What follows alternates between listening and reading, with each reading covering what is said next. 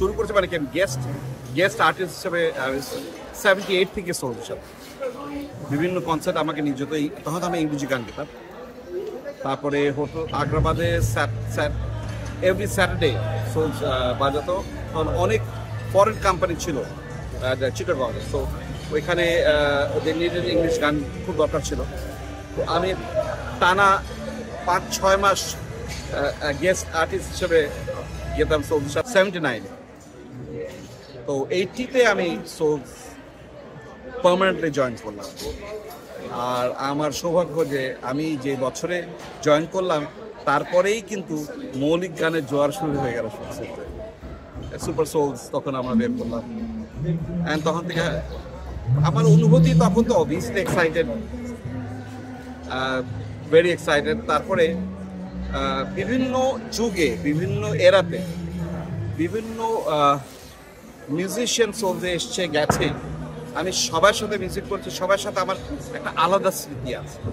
Sols তো এখন ঠিক শুধু ব্যান্ডে না, এটা একটা ইনস্টিটিউশন বলা যায় বাংলাদেশি মিউজিক ইন্ডাস্ট্রি।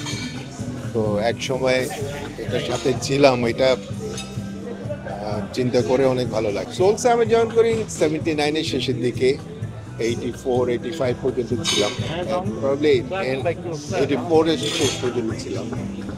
টানা ৭ম-বারের মতো বেস্ট টিস্যু পেপার ব্র্যান্ড হিসেবে স্বীকৃতি পেয়েছে বসুন্ধরা টিস্যু। আমরা থাকা অবস্থায় আমরা 10 বছর পূর্তি সেলিব্রেশন করেছিলাম ঢাকায়। ওটা একটা টার্নিং পয়েন্ট ছিল সোলসের জন্য, ঢাকার সাথে কানেকশন। তারপর আমরা ফার্স্ট অ্যালবাম রিলিজ করলাম সুপার সোলস, যেটা এবং আপনারা জানেন ওই অ্যালবামের গানগুলো এখনও পর্যন্ত খুবই জনপ্রিয়। সে মন শুধু মন চাইছে, মুখরিত সুখ পাখি। সোলসকে আমরা অনুষ্ঠান করতে গেছি, ভদ্রলোক খুব বায়াস, খুব ধার্মিক, এরা কোন গান বাজনা হবে না, লাঠি দিয়ে দৌড়ানো শুরু করছে। আবার জামালপুরে আমরা শো করতে গেছি, পুলিশে আটকে রাখছে, দিবে না কেন, আপনাদের দায় থাকতে বলছে কমিশনের সব। পরে দেখলাম 200-র মতো মোটর বাইক নিয়ে ছেলেপেলে রাখছে, ফুলের মালা দিয়ে গাড়িটা সাজিয়ে নিয়ে ঢুকে গেল। এই এরকম অনেক রকম ঘটনা আছে সোলসে।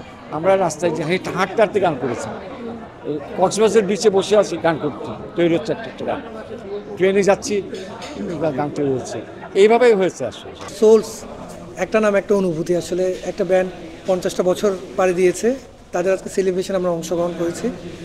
সো অ্যাজ এ মিউজিশিয়ান আসলে আমরা অনেক লাকি, এমন একটা শো আসলে আমরা চাক্ষুষ পরিবেশন করেছি। সো এটা আসলে একটা ইন্সপিরেশনের ব্যাপার। আমরা যারা ইয়ংস্টার আছি, যারা ব্যান্ড মিউজিকের সাথে সম্পৃক্ত, এবং আমরা বাংলা মিউজিকটাকে হচ্ছে দেশে একটা সামনে এগিয়ে নিয়ে যেতে চাচ্ছি।